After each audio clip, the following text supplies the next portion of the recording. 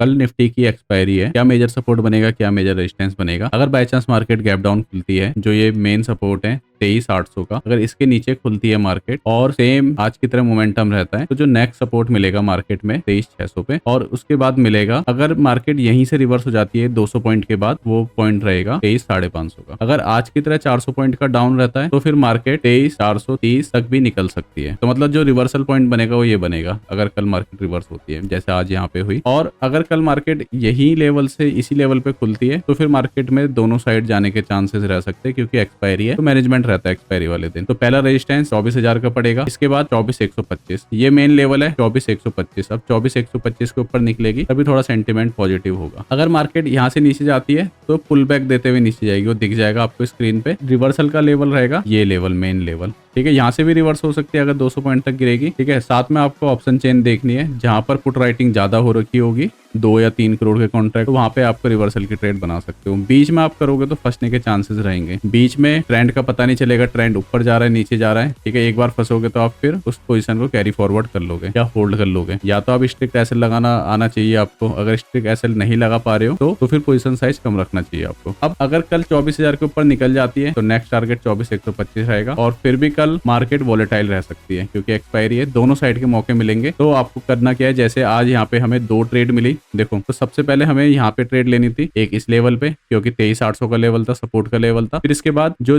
Morning का opening था और जैसी यहाँ पे आई तो हम यहाँ पे एक शॉर्ट की ट्रेड को बना सकते थे। देखो पता ये नहीं रहता कि जाएगी नहीं जाएगी ऊपर या नीचे, पर हम यहाँ पे एक रिवर्सल पे ट्रेड बना सकते हैं। क्यों? क्योंकि एक तो मॉर्निंग का रेजिस्टेंस प्लस ये जो गैप है, तो ये गैप भरने में फर्स्ट बाउंस में हमेशा सेलिंग आती है, आपको ध्यान रखना चाहिए, ठीक है। सेम विद जैसे ये फर्स्ट बार यहाँ पे आएगी या यहाँ पे आएगी या यहाँ पे आएगी तो वो रिवर्सल दे सकती है। जैसे ये 400 पॉइंट का देगा तो फिर वो इस वाले पॉइंट से रिवर्सल देगी, तो ये भी ध्यान रखना है। और अगर कल यहीं से रिवर्सल देगी 23,800 के पास से तो 23,750 तक से रिवर्सल दे देगी, ठीक है। चीजें ध्यान रखनी है आपको, और आपको हमेशा डब्ल्यू पैटर्न पे ट्रेड करनी है, फर्स्ट अटैम्प्ट पे नहीं करना है, फर्स्ट अटैम्प्ट पे नहीं करना है, ठीक है। जैसे ये अटैम्प्ट यहाँ पे ऐप जॉब होने लग जाए तो आप यहाँ से ट्रेड बना सकते हो। सेम विद ऐसे ही जैसे यहाँ पे ऐप जॉब हुआ, फिर जैसे ही आया सेकंड अटैम्प्ट में तो यहाँ पे शॉर्ट की ट्रेड बना सकते हो। तो अब यहाँ से भी 2 रेंज बनती है, यहाँ से एक रिवर्सल दे सकता है, एक नीचे भी जा सकता है। अगर नीचे जाएगा तो नीचे के टारगेट आपको बता दिया, अगर ऊपर जाएगा तो ऊपर के भी टारगेट आपको पता है। टेक्निकल एनालिसिस के साथ में इंट्राडे का प्राइस एक्शन आपको पता होना चाहिए। जैसे कि आज ब्रॉडर मार्केट पूरी नेगेटिव थी, तो जब भी ब्रॉडर मार्केट पूरी नेगेटिव रहती है तो ऐसे में सेल ऑन राइज